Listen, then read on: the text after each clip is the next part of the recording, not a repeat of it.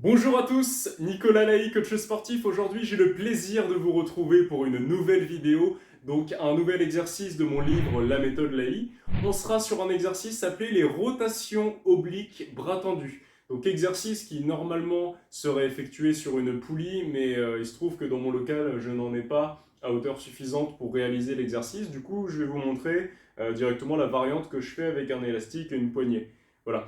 Alors, on sera sur un exercice qui travaillera évidemment principalement, donc comme son nom l'indique, les obliques, donc les obliques externes et les obliques internes.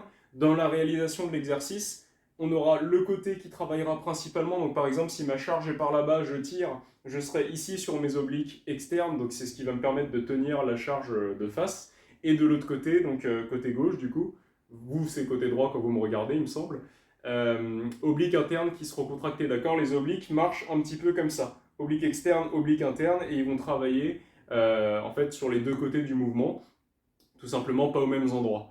On aura également une sollicitation sur le grand droit de l'abdomen et sur le transverse, donc comme tous les autres exercices, enfin en tout cas la majorité des exercices des abdominaux. Alors, pour vous montrer le placement avec un élastique que vous pouvez tout à fait refaire en salle de sport, puisque les sensations sont pas trop mal, j'ai un élastique ici de 25 kg sur lequel j'ai mis une petite poignée. Alors la poignée, c'est simplement une question de confort, hein, parce que ça pince les doigts sinon. Et puis en même temps, quand on est mieux installé, on réalise mieux l'exercice. Voilà. Ça permet également d'avoir un petit espace en plus sur la poignée qui permettra de reculer un petit peu et puis de prendre un peu plus d'espace dans le mouvement. Donc avant de vous montrer ce que ça va donner, on va voir une amplitude certaine dans le mouvement qui va nous arrêter en fait, on le verra juste après, hein, mais juste en face de l'épaule opposée. Je ne vais volontairement pas pousser l'exercice jusqu'au maximum, puisqu'en fait dans ma pratique de la musculation, et c'est peut-être le cas pour vous aussi, je n'ai pas d'utilité à le faire. C'est-à-dire que si par exemple j'étais, je ne sais pas, un golfeur, j'aurais oui, un intérêt à aller en fait chercher au maximum de ma rotation, puisque le mouvement du golf va demander une rotation complète au niveau des obliques. Mais moi, dans ma pratique sportive, voilà, donc dans la musculation, dans la course à pied, j'ai pas besoin d'avoir cette rotation poussée jusqu'au bout. Donc je vais m'arrêter ici. Donc je le précise parce qu'en fait en préparation physique, on pourrait donner ce type d'exercice donc très aisément, même en fait même au rugby en fait quand j'y pense, quand on est ici et qu'on vient jeter la balle, on peut pousser la rotation jusqu'au bout sans problème. Ça pourrait être un très bon exercice de préparation physique pour améliorer un lancer sur le rugby, voilà, par exemple. Mais là, nous, en musculation, on va s'arrêter juste en face de l'épaule opposée. Alors pourquoi? Parce qu'en fait, en s'arrêtant en face de l'épaule opposée, on a quand même une très bonne sensation et on a le pic de contraction qui se fait à ce moment-là. Donc je ne vais pas pousser la contraction certes jusqu'au bout, mais le pic de contraction se trouve devant moi puisque c'est ici la position la plus difficile pour moi à maintenir avec une charge. Et donc souvent dans le programme, on vous demandera de le réaliser avec une extension, maintenir ici en isolation 2 secondes, donc 2 secondes dans la position, avant de ramener et puis de refaire et ainsi de suite. Donc il y aura toujours un blocage en fait en face de l'épaule opposée du travail. Voilà. Il faut aussi savoir, pour la petite parenthèse, que les rotations sont le mouvement le plus, j'aime pas trop dire ce mot-là, mais le plus dangereux pour la colonne vertébrale, puisqu'en fait c'est là où le disque intervertébral sera le plus instable. Alors ce n'est pas tout à fait vrai, puisque si vous êtes habitué musculairement parlant à effectuer des rotations, et même au niveau de la mobilité de vos vertèbres, il n'y a pas de souci. Mais en général, voilà, la flexion, l'extension ou l'inclinaison sont moins dangereuses pour la colonne et pour les disques intervertébraux que la rotation. Voilà. Donc, autre intérêt à arrêter la rotation dans l'axe. Ensuite, après, dans la pratique, vous faites comme vous voulez, mais sans vous blesser, évidemment, donc avec une charge assez légère sur une poulie.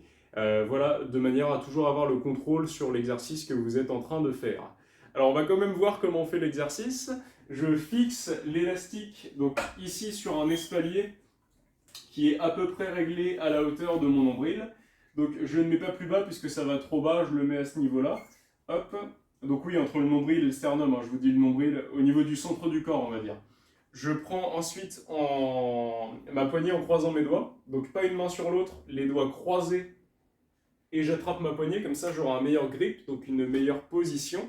Ensuite, je suis ici très fixe sur mes appuis. D'accord. Les jambes vont également travailler, notamment sur les adducteurs et sur les petits et les moyens fessiers, hein, pour tenir la position, pour ne pas partir avec l'élastique. Et donc, dans la réalisation de l'exercice, les pieds fixés au sol, les bras tendus, pas tendus au maximum, légère flexion du coude comme d'habitude, mais vous favorisez le mouvement le plus ample possible. Donc ici en flexion sur les coudes, je n'ai pas les épaules tendues, je les relâche et je viens tourner, hop, sur mes obliques avant de ramener. Je vous le montre volontairement en isolation 2 secondes. Donc j'écarte et je ramène. Voilà. Donc dans ce sens-là, mes obliques externes seront recrutés sur l'allée du mouvement et sur la phase de blocage. Et sur le retour, ce seront mes obliques internes de l'autre côté. C'est ce que je vous disais en début de vidéo. Il y a autre chose, un petit placement que je vous ai pas dit. Moi, quand j'écarte, je reste vraiment en alignement au niveau de, on va dire, du bas de mon épaule. Je ne viens pas monter ici, puisqu'en fait, hop, je le lâche. Puisqu'en fait, quand je monte trop haut, j'ai tendance à monter les épaules, à contracter mes trapèzes supérieurs et à décharger une partie de l'exercice sur mes trapèzes, alors que moi, je veux tout faire avec mes obliques. Donc je suis ici, épaules relâchées, je vais volontairement un tout petit peu plus bas que mon épaule, et je ramène ici à chaque fois. Au niveau des sensations, vous pouvez très bien le faire plus haut si chez vous, vous avez un meilleur ressenti, il n'y a pas de problème. Voilà, du moment que c'est justifié. Encore une fois, faites très attention à la charge de travail. Ici, c'est intéressant à l'élastique, puisque l'élastique, plus on le tire, plus c'est difficile. Donc la tension est continue, en fait, elle va accompagner le mouvement. Quand je suis ici, elle va être légère, et quand je suis ici, elle va être intense. Donc elle sera intense au bon moment, et elle sera également légère au bon moment. Donc ça, c'est l'avantage des élastiques en général. Mais vous, si vous le faites en salle de sport avec une poulie, donc ce que je préconise en priorité, hein, vous allez pouvoir bénéficier d'une tension continue sur l'aller et sur le retour du mouvement. Donc d'un travail qui, d'après moi, sera un petit peu plus efficace dans un esprit d'hypertrophie, donc de développement de la masse musculaire de vos obliques. Mais du coup, vous allez être en fait assujetti à une tension continue qui va faire que vous allez devoir en fait maintenir votre gainage du début à la fin, puisque la charge, elle va pas bouger. C'est-à-dire que si j'ai 9 kg ici, j'ai également 9 kg ici. Enfin voilà, faites attention, vous contrôlez le mouvement, vous expirez quand vous poussez, vous inspirez quand vous ramenez, vous maintenez une bonne sangle abdominale, des bons appuis, vous pouvez légèrement fléchir les genoux si ça vous aide à être stable. Et puis voilà, en principe, j'ai à peu près fait le tour de l'exercice. Et puis je vous dis à la prochaine pour une nouvelle vidéo, à bientôt.